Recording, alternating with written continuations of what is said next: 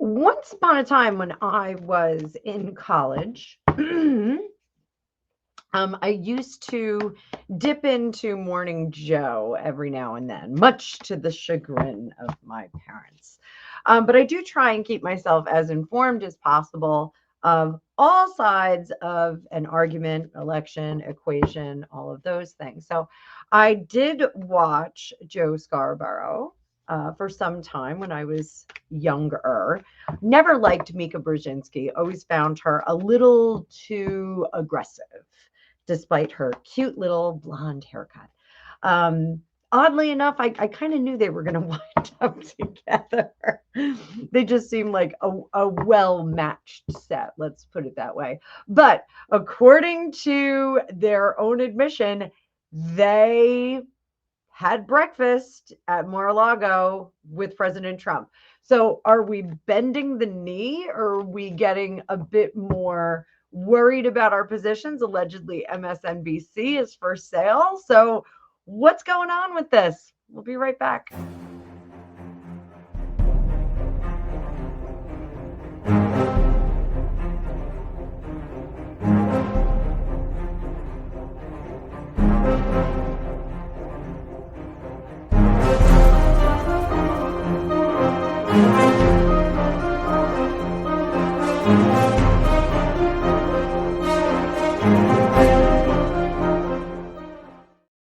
Welcome to Fortune Cookies Tarot. I'm Annabelle. I'm a tarot practitioner for over 35 years.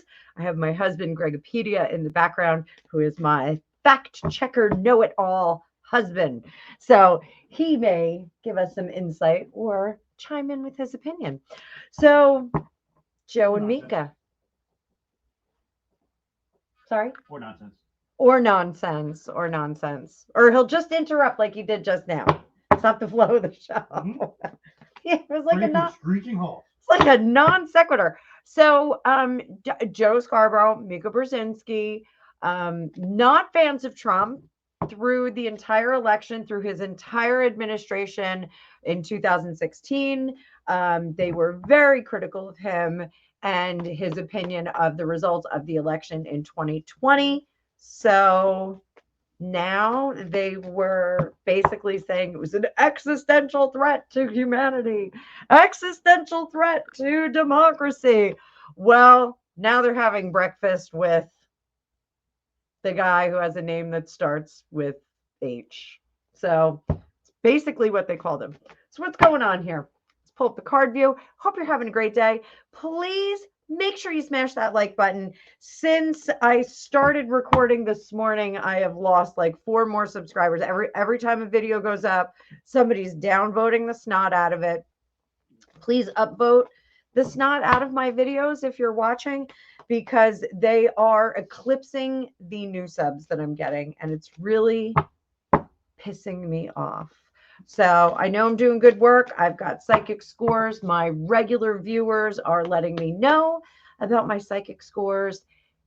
Let's go. We're going to pull up that card view.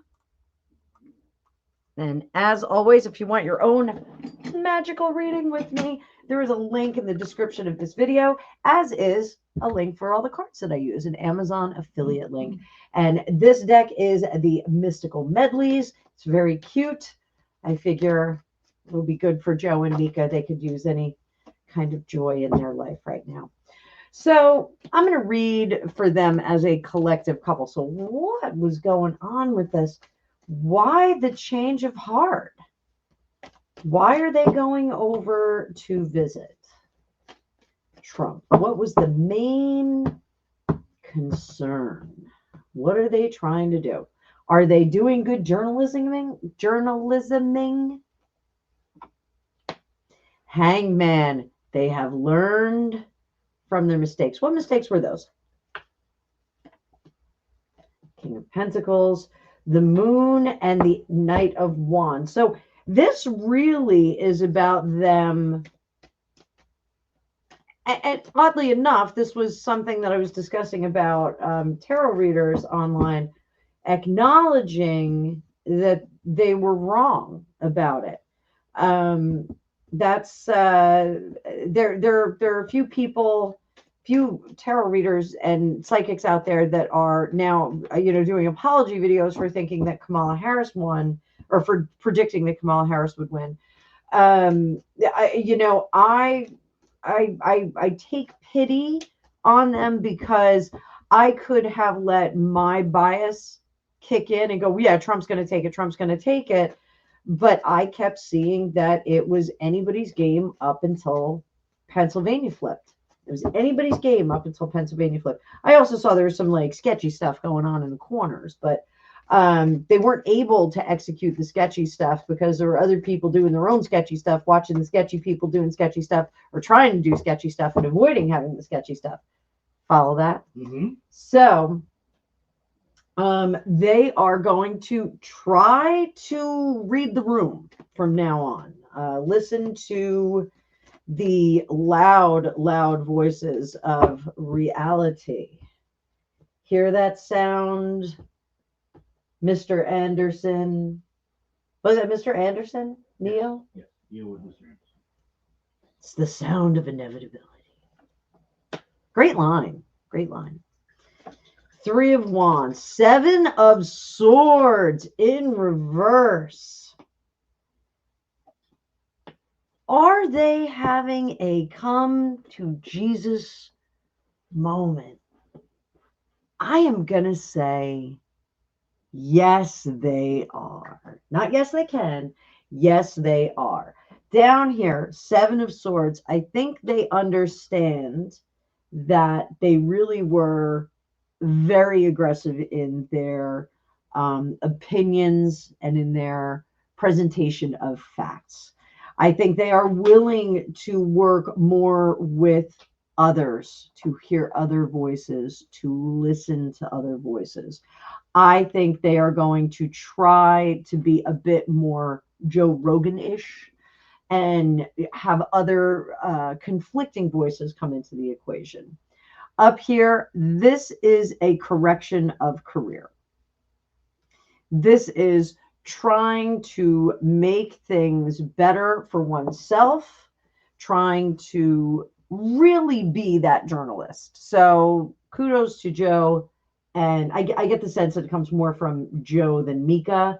I think Mika is still pretty convicted in her beliefs, but she is compromising and agreeing that they should try and do. Is this because they're afraid of MSNBC going down? Yeah, Empress. They're afraid mommy is going to go down, and they're trying to self-protect. So, have some kind of level of protection. So they're worried about that Axeman. If somebody buys MSNBC, it's like Elon Musk. I don't know if he'll keep them on. I mean, he is a free speech absolutist, Elon Musk. I think he would keep some dissenting voices on there, but I think there would be a level of integrity that he would anticipate from those individuals. And I think that would be something that he would question, the use of the H word, use of existential threat, threat to democracy.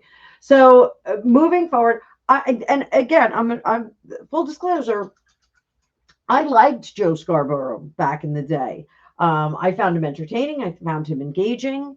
Now he seems like he's getting a little too hardline. He's getting more fundamentalist as he gets older. So how do they see themselves? The Star. They see themselves, and it's in reverse. They see themselves as not having a future unless they take this medicine, right? Unless they bend the knee. They're bending the knee. How do others see them? How did Trump see them? Trump saw them as not as contrite as he would have liked to. He really wanted them to say, I was wrong. You were right. I'm a dummy. You're smart. They didn't get that. So Trump's like, meh. What's his reaction to that? What's his reaction to that? You're fired. I don't think that he's going to be too warm and cozy with them. I think this was an olive branch. I'm sorry. I know everybody hates that word for Meghan Markle, but I think this was an olive branch meeting that they really wanted to make sure that he knew that moving forward, they wouldn't be as disruptive or loud about the accusations, the unfounded accusations. So, and again, like the existential threat, the comparisons to, who, the guy from World War II. Hopes and fears. The hope is that there's cataclysmic change, sudden, that things are corrected, that they kind of roundhouse and rally.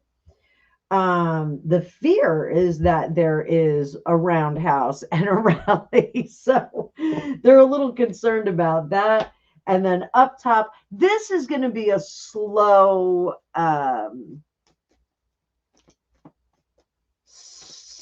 recovery for them.